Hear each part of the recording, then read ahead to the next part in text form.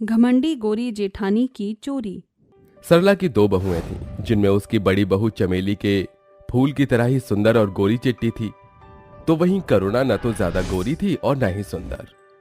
चमेली, ओ चमेली। अरे मेरी बुढ़िया सास, आखिर मुझसे चाहती क्या है? अरे चमेली बेटा। ओहो, इन्हें दिखता नहीं है क्या कि मैं फेस मास्क लगाए हुए हूँ? बस चिल्लाए जा रही हैं। आ रही हूँ मम्मी जी। बहू, इतनी देर क्यों लगा दी? क्या काम है आप वो बताइए, मैं बहुत बिजी हूँ। उन दोनों की बातें सुनकर करुणा भी वहां आ गई। सासू माँ, अगर भाभी जी बिजी हैं तो आप मुझे बता दीजिए। नहीं नहीं, तू रहने दे। चमेली, कल हमारी पड़ोस वाली औरत ने घर में महापूजा रखी है, तो मुझे वहां जाने के लिए बाजार से थोड़ा सामान लेकर आना है। फिर क्या था, चमेली को अपनी सास की बात माननी पड़ी और वो उसके साथ बाजार चली गई। माँ और जिठानी जी तो चली गई, अब मुझे भी अपने रोज के कामों में लग जाना चाहिए। करुणा बेचारी अपने रोज के ही घर के कामों में लग गई। चमेली और सरला दोनों बाजार से वापस आ गईं। अरे जेठानी जी, आप आ गई? नहीं, अभी बाजार में ही हूँ। ये जो तुम्हें दिखाई दे रहा है, ये क्या मेरा भूत है? पागल। चमेली मुंह बनाकर अपने कमरे में चली गई। बहू भी नाराज हो गई। चल कोई नहीं, तू इधर आ करुणा। जी। ये देख, ये साड़ी बता कैसी है? वाह माँ, ये साड़ी तो बहुत ही सुंदर है ना? ये साड़ी मैं तेरी जेठानी के लिए लाई हूँ, और देख, वो पागल इसे बिना देखे ही कमरे में चली गई। ले, तू जाकर उसे उसका सामान दे आ। जी जी। करुणा ने चमेली का सारा सामान उठाया और उसे उसके कमरे में ले गई। जेठानी जी, ये आपका सामान माँ ने भिजवाया है। यहीं रख दो। लेकिन ये साड़ी मेरे लिए क्यों भिजवाई है? शायद कल आपको माँ महापूजा में लेकर जाएंगी। क्या? मुझे कल किसी भी पूजा में नहीं जाना है। मेरी जगह तुम चली जाना। ये सब मेरे नसीब में नहीं। तभी पीछे से सरला आ गई। क्या बातें चल रही है यहाँ? देख चमेली बहू, चाहे कुछ भी हो जाए, लेकिन कल तू मेरे साथ महापूजा में जरूर जाएगी। मैं अपनी सहेलियों को अपनी चमेली के फूल जैसी बहू से मिलवाने को बेकरार हूँ, और करुणा घर के काम संभाल लेगी। क्यों, है ना करुणा बहू? जी हाँ। करुणा दुखी होकर वहां से चली गई। सरला भी वापस बाहर आ गई। इस बुढ़िया ने तो मेरी जिंदगी खराब कर दी है। मुझे इससे पीछा छुड़ाने के लिए कुछ सोचना पड़ेगा। सोच चमेली, सोच। चमेली इसी तरह से सोचती हुई अपने कमरे में घूम रही थी कि तभी उसे कुछ सूझा। मिल गया रास्ता मुझे अपनी बुढ़िया सास से पीछा छुड़ाने का। इस तरह से ना मुझे घर का कोई काम करना पड़ेगा और ना ही मेरी सास ग्लू की तरह मुझसे चिपकी रहेगी। चल चमेली, दिखा दे अपना जादू। चमेली ने ऐसा बोलकर उबकाई लेने की एक्टिंग शुरू कर दी। उसकी आवाज सुनकर करुणा और सरला उसके कमरे में आ गईं। बहू क्या हुआ? तू ठीक तो है? मम्मी जी, मेरा ना अचानक ही जी मिचला रहा है, सर भी भारी हो रहा है। ओह। चमेली ने ऐसा बोलकर फिर से जबरदस्ती उबकाई ली और बाथरूम में भाग गई और ऐसे करने लगी कि जैसे उसे उल्टी आ रही हो। बहू, लगता है कि तुझे नजर लग गई है। करुणा और सरला चमेली को पकड़कर बाहर ले आईं और उसे बेड पर बैठा दिया। हाय, मेरी फूल जैसी बहू को किसकी नजर लग गई? बहू, तू यहीं ठहर, मैं नजर उतारने के लिए मिर्च लेकर आती हूँ। नहीं मम्मी जी, आप मेरे लिए मिर्च नहीं इमली ले आइए। मेरा अचानक ही खट्टा खाने का मन हो रहा है। अपनी बहू की ये बात सुनकर सरला का पूरा मूड ही बदल गया और वो अचानक ही खुश होने लगी। क्या बात है सासू माँ? बहू बधाई हो मेरी बच्ची, तू माँ बनने वाली है और मैं दादी। हाय, मैं वारी जाऊं। बहू, तूने आज मुझे दुनिया की सबसे खूबसूरत खुशखबरी दी है। करुणा, तू अपनी जेठानी का ख्याल रखना। मैं बाहर जाकर इसके लिए इमली और भगवान जी का प्रसाद चढ़ा कर आती हूँ। सरला खुशी खुशी वहां से चली गई। जेठानी जी, आप गर्भवती हो तो अब से आप घर का कोई भी काम मत कीजिएगा। हाँ, जानती हूँ। चमेली ने वहीं अपने बिस्तर पर बैठे हुए करुणा को काम पर लगा दिया। वाह, प्लान 1 कंप्लीट। अब मैं जितना चाहूँ आराम कर सकती हूँ। वाह चमेली, I am proud of you. चमेली के झूठ को लगभग 1 हफ्ता हो चुका था। अचानक ही करुणा को भी चक्कर आया और वो भी गर्भवती हो गई। ये करुणा क्यों गर्भवती हुई? जो भी हो, मेरे तो सारे काम यही करेगी। ए करुणा, जाओ मम्मी जी से मेरे लिए अचार ले आओ। जी। सीढ़ियों से चढ़ना उतरना, कपड़े धोना और भी घर के सभी काम बेचारी करुणा ही कर रही थी, लेकिन चमेली गर्भवती ना होते हुए भी कुछ नहीं कर रही थी। करुणा, तू यहाँ बैठी है? अरे बेशरम, तेरी जेठानी गर्भवती है, जा जाकर उसे खाना दे दे। माँ, मैं भी गर्भवती ही हूँ ना। क्या इस तरह बार बार सीढ़ियों से चढ़ना उतरना मेरे बच्चे के लिए सही होगा? तो यहाँ बेकार की बातें मत मुझे समझा। जा, अब जल्दी से जा। कोई भी बेचारी करुणा की कंडीशन को समझ ही नहीं रहा था। सभी उसे नजरअंदाज कर रहे थे। ये लो भाभी जी खाना। यही रख दो। बेचारी करुणा पर पूरी तरह से अत्याचार हो रहा था। इसी तरह से 4 महीने बीत गई। करुणा का पेट अब बड़ा होने लगा था, तो वहीं दूसरी तरफ चमेली का पेट बिल्कुल पतला था। बहू, तेरा पेट बड़ा क्यों नहीं हो रहा है? वरना जरा करुणा को तो देख। हाँ मम्मी जी। चमेली अपने कमरे में आ गई। अब मैं क्या करूं? मेरा पेट तो बड़ा नहीं होगा। आइडिया। चमेली ने एक तकिया लिया और उसे बेबी बम की तरह अपने पेट पर लगा लिया। लो, हो गया पेट बड़ा। तो जुग जुग जी मेरे तकिए। इसी तरह से कुछ दिन बीत गए। चमेली इसी तरह से तकिया लगाकर सभी का पोपट बना रही थी, लेकिन एक दिन वो किचन में किसी काम से आई और उसे वहीं पर चक्कर आ गया। अरे मेरी बच्ची, तुझे क्या हुआ? दोनों सास बहू ने किसी तरह चमेली को उठाकर सोफा पर लेटा दिया और फिर डॉक्टर को चेकअप के लिए बुलाया। अरे वाह, मुबारक हो, आपकी बहू माँ बनने वाली है। हैं?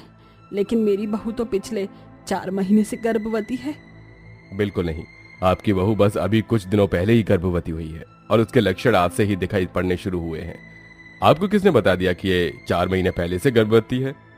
वो बस कुछ बात थी, आप ये छोड़िए, ये हमारे घर का मामला है। जी। डॉक्टर वहां से चला गया। कुछ देर बाद चमेली को होश आया और जब उसे ये पता चला कि वो सच में गर्भवती है, तब उसे अपने किए पर बहुत शर्मिंदगी हुई। बहू, इतने दिन तूने हमारा पोपट बनाया, हमें झूठी खुशी दी, क्यों? मुझे माफ कर दो माँ, न जाने मुझे क्या हो गया था। एक मेरी वो बहू है जिसे मैंने कितना प्यार दिया, लेकिन वो मुझे ही धोखा दे गई, और दूसरी ऐसी है जिसे मैंने कभी कुछ नहीं समझा, लेकिन वो मेरे साथ हमेशा खड़ी रही, हमेशा मेरा कहना माना। लेकिन बहू, अगर तुझे दिल से अपनी गलती का एहसास हो गया है तो मैं तुझे माफ करती हूँ। अपनी सास की बात सुनकर चमेली बहुत खुश हुई और उसे अपनी गलती का एहसास हो चुका था, तो उसने सभी से दिल से माफी मांगी। अब सरला के लिए उसकी दोनों बहुएं बराबर थीं और अब सब कुछ ठीक हो चुका था। सासू माँ, जल्दी से गृह प्रवेश कीजिए, मुझे बहुत ज्यादा गर्मी लग रही है। हाँ शनाया बहू, इस कलश को अपने सीधे पैर से गिराकर अंदर आ जा। शनाया गृह प्रवेश करके अंदर आ जाती है और सुषमा कहती है, हमारे परिवार में तेरा स्वागत है बहू।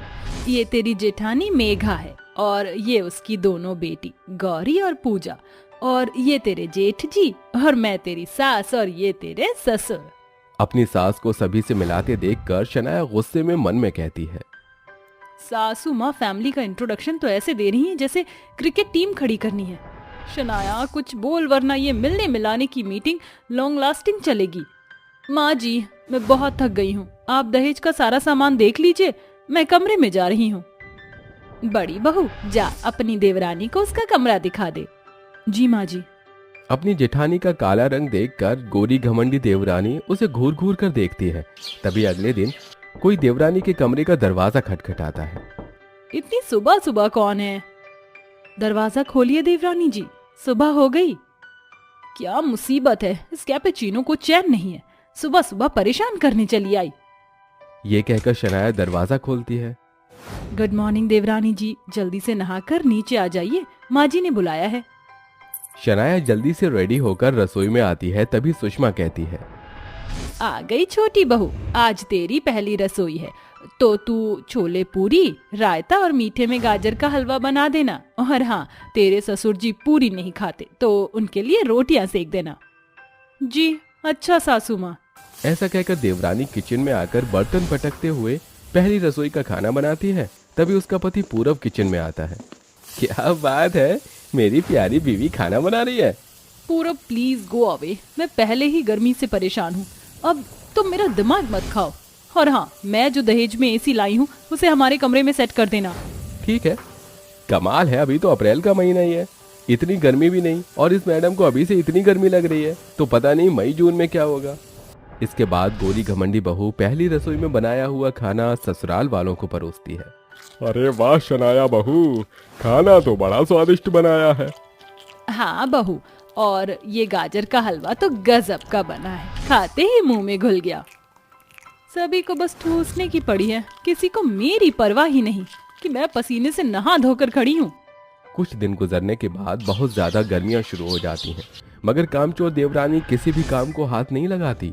तभी एक दिन जब शनाया एसी की ठंडी हवा में मजे से अपने कमरे के बेड पर बैठी मैगजीन पढ़ रही होती है, तभी सास वहां आकर बोलती है, अरे छोटी बहू, तेरी शादी को 1 महीना हो गया, वहाँ तेरी जिठानी सारा दिन गर्मी में किचन में काम करती है और तू बस अपने कमरे में जमी रहती है। इस घर को संभालने में तेरी भी कुछ जिम्मेदारियाँ बनती हैं। सास की डांट सुनकर कामचोर देवरानी मन ही मन कामों का कैलकुलेशन करने लगती है। गर्मी में काम करने का मतलब अपने गोरे रंग की वाट लगाना। No no no no no, मैं अपनी ब्यूटी के साथ कोई कॉम्प्रोमाइज नहीं करूंगी, वरना मेरा रंग भी उस कैपेचिनो के जैसे काला पड़ जाएगा। कुछ सोच शनाया। माँ जी, अब आपको क्या बताऊं, जेठानी जी को अकेले भरी गर्मी में काम करता देखकर मेरी तो आंखें भर आती हैं। मगर क्या करूं, माँ ने मुझे कहा था कि जब तक हाथों की मेहंदी नहीं छूटती काम नहीं करना चाहिए, वरना अपशगुन होता है। अरे ऐसे भी कौन सी मेहंदी लगाई है तूने जो महीने भर में नहीं छूटी? एशियन पेंट की पुताई तो है नहीं जो सालों साल चलेगी। ये सारी बहानेबाजी मैं खूब समझती हूँ। चल उठ और जाकर किचन में कटहल काट। सास को भड़कता देखकर कामचोर देवरानी भीगी बिल्ली की तरह किचन में आकर कटहल काटती है। तभी किचन में हो रही गर्मी से देवरानी के चेहरे का मेकअप छूटने लगता है। तभी मेघा की बेटी पूजा पानी पीने किचन में आती है। अले अले देतो ताती का तेला तितना गंदा लग रहा है। देवरानी जी, गर्मी के कारण आपके चेहरे का मेकअप गायब हो गया है। अपनी जेठानी और उसकी बेटी को खुद का मजाक बनाता देखकर गोरी घमंडी देवरानी गुस्से में कटहल फेंक कर कहती है, यू ब्लडी ब्लैक टी, तुम दोनों काली कलूटी माँ बेटी की हिम्मत कैसे हुई मेरा मजाक बनाने की? जाओ जाकर एक बार खुद का चेहरा आईने में देखो, दिन दहाड़े अंधेर मचाए रहती हो, भद्दी बदसूरत कहीं की। ऐसा कहकर शनाया गुस्से में अपने कमरे में जाकर एसी में बैठ जाती है। वहीं काली भोली जेठानी भरी गर्मी में खाना बनाती है, जिसमें कि उसकी दोनों काली बेटियां पूजा और गौरी उसका हाथ बटाती हैं। इसे कहते हैं कनेक्शन देकर फ्यूज निकालना। क्या नाटक किया मैंने, मुझे तो आईफा अवार्ड मिलना चाहिए। देवरानी सारा दिन अपने कमरे में बैठकर पॉपकॉर्न खाते हुए मूवी के मजे लूटती है। वहीं लाचार काली जेठानी अकेले ही सारा घर संभालती है। ऐसे ही वक्त गुजरता है, मगर देवरानी के काम चोरी की लत नहीं छूटती।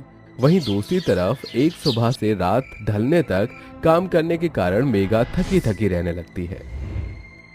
माँ, आप तो देख ही रही हो, सारा दिन गर्मी में काम करने के कारण मेघा कमजोर होती जा रही है। आप शनाया को कुछ समझाइए। ठीक है बेटा, मैं आज ही कुछ करती हूँ। ऐसा कहकर सुषमा सोचने लगती है। तभी उसका पति गोपाल कहता है, अरे क्या हो गया भाग्यवान, बड़ी परेशान हो? कुछ समझ में नहीं आ रहा जी, आखिर ऐसा क्या करूं कि शनाया बहू काम चोरी करना छोड़कर अपनी जिम्मेदारी समझे। मेरी मानो तो तुम दोनों बहू के बीच सुबह शाम का काम बांट दो। ये सुनकर सुषमा अपने दोनों काली गोरी बहुओं को अपने पास बुलाती है।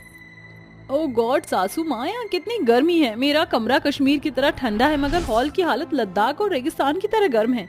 इतनी भी क्या कंजूसी करना, एक एसी खरीदकर हॉल में लगवा लीजिए।